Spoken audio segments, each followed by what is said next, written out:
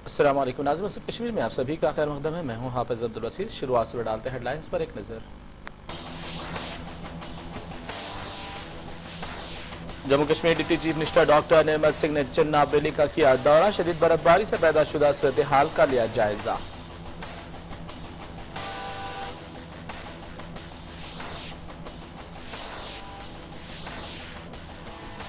आजाद रुकन assembly engineer Rashid को assembly से किया गया मार्शल आउट। अफजल गुरू की बाकियात की वापसी पर हंगामे के बाद की गई है कार्रवाई।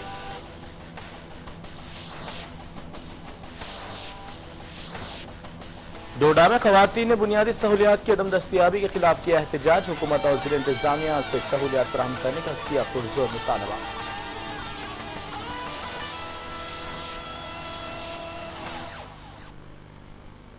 हेडलाइन पेश तमाम तफसीलात। Jammu Kashmir deputy chief minister doctor Nirmal Singh ने आज पूरे वादी चुनाव का हवाई दौरा किया, जिसमें जिले डोडा के गंदू के कई इलाकों के अलावा जिले किश्तवाड़ के दूर दराज इलाकों का भी दौरा किया गया और हालिया बर्फबारी बारिशों से हुए नुकसानात का भी जायजा लिया। और आखिर में डोडा के पुलिस लाइन में सभी महकमे जात के जिले सतह के ऑफिसरों के साथ एक मीटिंग भी तलब की। बाद डिप्टी चीफ मिनिस्टर निर्मल सिंह ने मीडिया से बात भी की है। का जो इनका रेस्क्यू स्टेशन पीडीसी ने बनाया है, हम सब ऊपर जो हमारे चैनल है उससे मैं अपरेज डेली बेसिस पे करता रहता हूँ।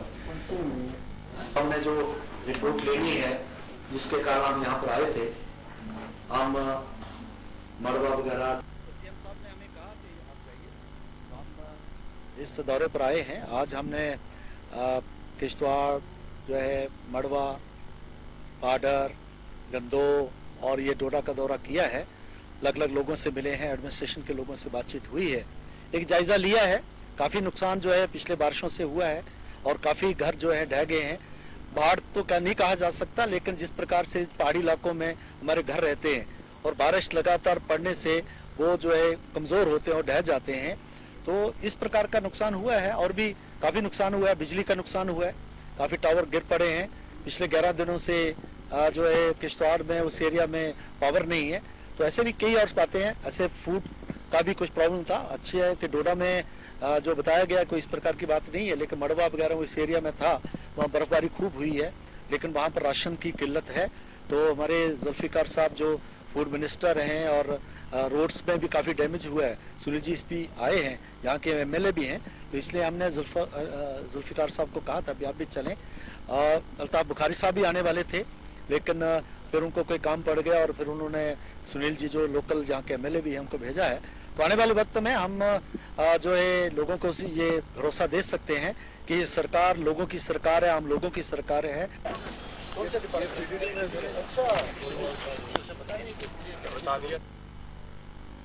अवामी इत्तेहाद पार्टी के सरबराह व आजाद रुकन असम्बली इंजीनियर रशीद ने आज असम्बली में अफजल गुरू की बाकियात को वापस लाने के लिए रेजोल्यूशन का मुतालबा किया, जिस पर इंजीनियर रशीद को असम्बली से बाहर कर दिया गया। असम्बली में इंजीनियर रशीद ने अपने बेंच से उठकर शोरगुल करते हुए अफजल गुरू की बाकियात को वापस करने के लिए रेजोल्यूशन का मुतालबा किया है। इंजीनियर रशीद ने असम्बली में कहा कि अगर हिंदुस्तानी हुकूमत पाकिस्तान को मुंबई हमलों की मुलजिम अजमल कस्साब की नाश को हवाले कर सकती है, तो अफजल गुरू की बाकियात इसकी घर वालों को खुद जब्त क्यों नहीं कर सकती। इंजीनियर रशीद ने तकरीबन आधा घंटे तक अपना शोरगुल जारी रखा, जिसके बाद इन्हें असम्बली से बाहर निकाल दिया गया। बाद इंजीनियर रशीद ने मीडिया से बात की है।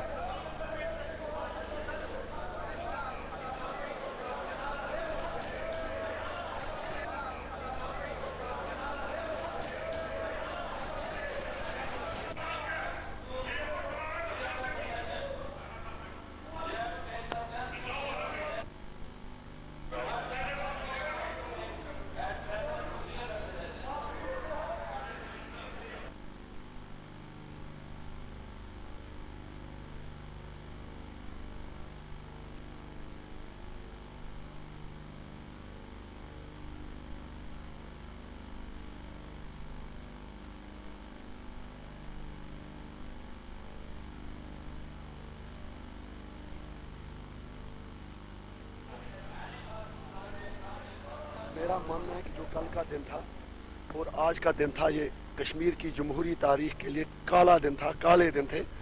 आप सबको मालूम है, मैंने अफजल गुरु की जस्द खाकी को वापस लेने के लिए रेजोल्यूशन पेश किया था। स्पीकर साहब ने उसको पहले अलाउ किया था, इसलिए दरअसल अलाउ किया था क्योंकि अगर पहले ही रिजेक्ट करते फिर पूरे दुनिया में इस असेंबली की और हिंदुस्तान की बदनामी हो जाती।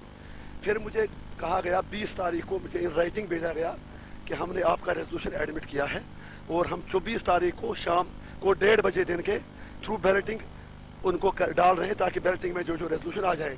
मैंने कहा I will have to be there, कहा yes if you want you will have to be there and we will do it in your presence.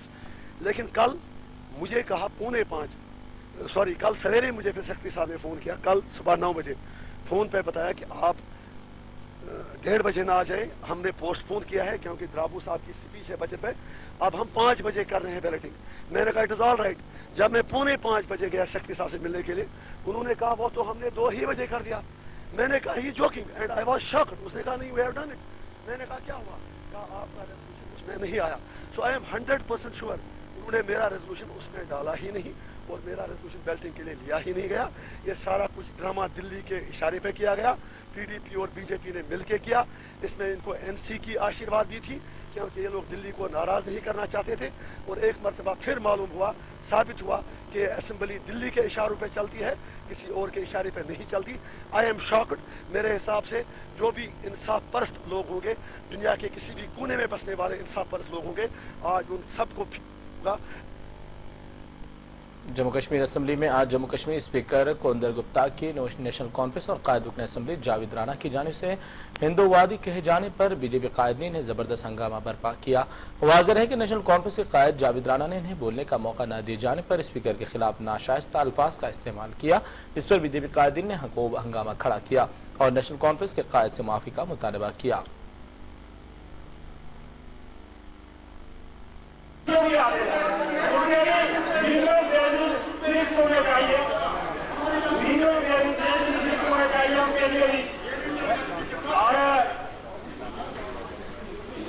इसके अलावा 3,500 लाख कम है। मैं गुजारिश करूंगा मंत्री साहब से कि इन फंड में इजाफा किया जाए। इसी तरह से जो वेलफेयर और अदर बैकवर्ड क्लासेस के लिए जो कैपिटल आउटले है उसमें भी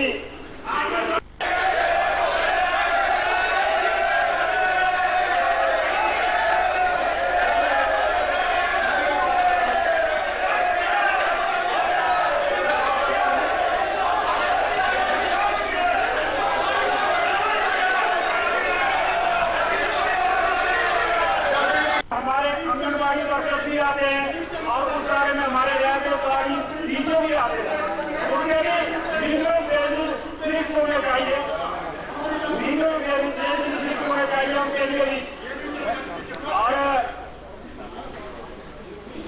इसके अलावा कल नेशनल कॉन्फ्रेंस के जो एमएलए हैं जम्मू कश्मीर असेंबली में जावेद राणा, उन्होंने स्पीकर साहब के खिलाफ अनपार्लियामेंट्री लैंग्वेज का इस्तेमाल किया और क्रिमिनल लैंग्वेज के अंदर बात की। और आज जब वो दोबारा ग्रांट्स पर बोलना शुरू हुए असेंबली के अंदर और उन्होंने राष्ट्रीय स्वयंसेवक संघ के खिलाफ बोलना शुरू कर दिया कि संघ का एजेंडा यहाँ नहीं चलेगा, जिसका भारतीय जनता पार्टी ने के लोगों ने पुरजोर विरोध किया और वो एक क्रिमिनल लाइन पर बात कर रहे हैं। राष्ट्रीय स्वयंसेवक संघ एक सामाजिक संगठन है जिसने देश को एकजुट रखने में जितनी संघ की भूमिका है शायद ही किसी दूसरे की भूमिका होगी। तो इस प्रकार की अपवादजनक और इस बात की आपत्तिजनक बातें असेंबली के अंदर खड़ी करके वो असेंबली का समय भी बर्बाद कर रहे हैं और समाज के अंदर जहर घोलने की कोशिश कर रहे हैं, जिसकी हमने कड़ी प्रतिक्रिया की है और स्पीकर सर से मांग की है कि इनको तुरंत असेंबली से सस्पेंड किया जाए। कल नेशनल कॉन्फ्रेंस के जो एमएलए हैं जम्मू कश्मीर असेंबली में जावेद राणा, उन्होंने स्पीकर साहब के खिलाफ अनपार्लियामेंट्री लैंग्वेज का इस्तेमाल किया। और वहीं दूसरी जानब नेशनल कांफ्रेंस के कायद रुकन असेंबली जावेद राणा ने अपना दिफा करते हुए कहा कि इन्होंने जम्मू कश्मीर असेंबली के स्पीकर को कोरिंदा गुप्ता के खिलाफ कोई नाशास्ता अल्फाज का इस्तेमाल नहीं किया है। जावेद राणा ने कहा कि स्पीकर की जानिब से अपोजिशन को अपनी बात कहने का मौका फराहम नहीं किया जा रहा है।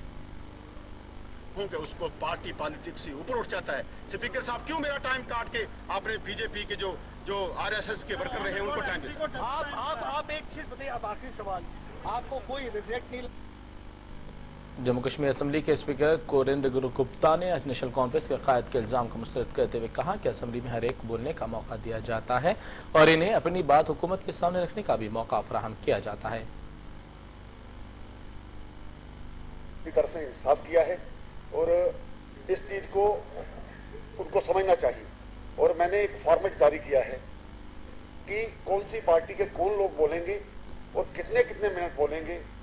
उसी हिसाब से आज उन्होंने समय लिया था, लेकिन जब दूसरे पक्ष के लोग बोलना शुरू करते हैं तो एक शोर बचाने की जानबूझ करके जो आदत बनी है, मुझे लगता है हाउस के लिए अच्छा नहीं है। मैं उनको वार्निंग दे चुका हूँ। मुतालबा किया कि हमारे इलाके में बुनियादी चीजें फराहम की जाए। इस सिलसिले में एहतजाजी ख्वातीन ने जिला तरक्याती कमिश्नर को एक यादाश्त भी पेश की और मुतालबा किया कि हमारे मुतालबात को जल्द अज जल्द पूरा किया जाए, बसूरत दीगर वो सख्त एहतजाज करेंगे।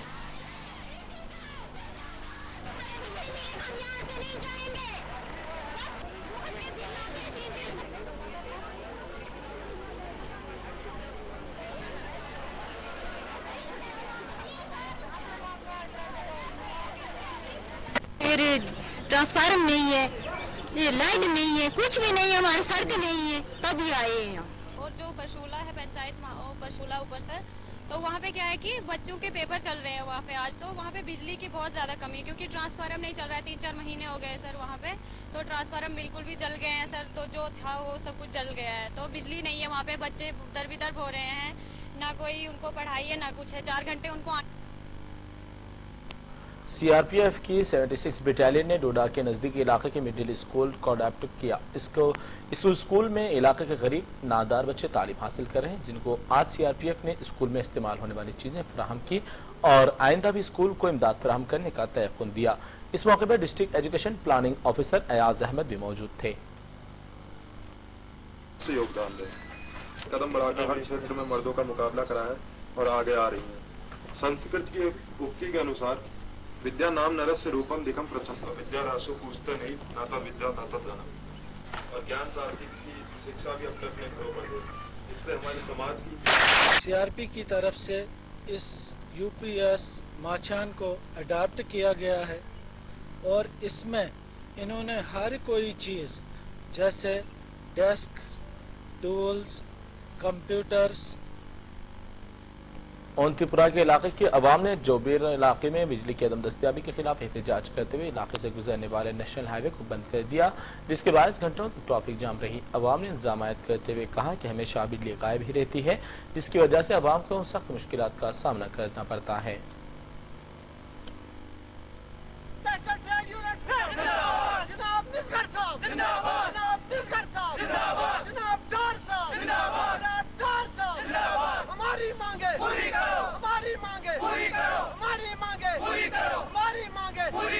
जी, मेरा नाम मुश्ताक अहमद लोन है। मैं Jammu Kashmir national trade union front का डिस्ट्रिक्ट प्रेसिडेंट हूँ और हमारे साथ यहाँ पर मिसगर साहब भी है जो नेशनल ट्रेड यूनियन फ्रंट का वाइस प्रेसिडेंट है। हम यहाँ पर एहतजाज कर रहे हैं, धरना लगा रहे हैं, जो हम गवर्नमेंट को चेतावनी दे रहे हैं कि वो हमारी रेगुलेशन पॉलिसी पूरी तौर बनाई जाए और हमारे साथ जितने भी महकमे हैं उसमें एग्रीकल्चर है, वाइल्ड लाइफ है, सॉइल कंजर्वेशन है, फॉरेस्ट है, पीएचई है।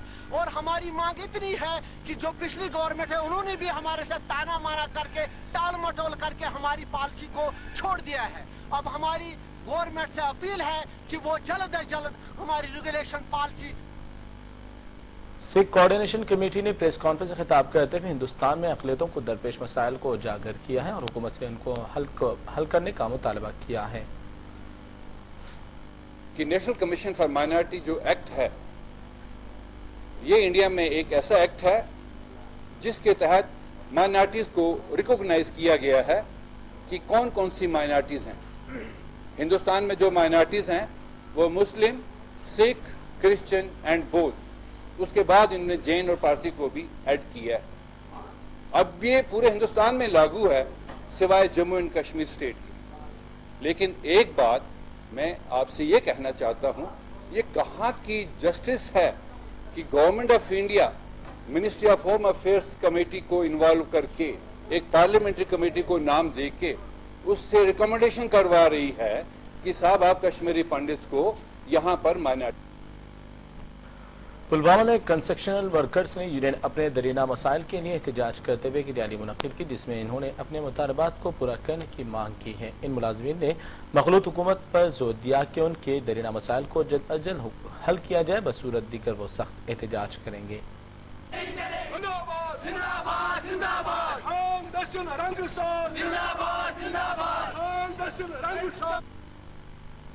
नाज़रीन, थी मुस्लिम कश्मीर की तमाम तफसीलात। दीगर खबरों के लिए आप बने रहिए हमारे साथ। तब तक के लिए दीजिए इजाज़त। अल्लाह हाफिज़।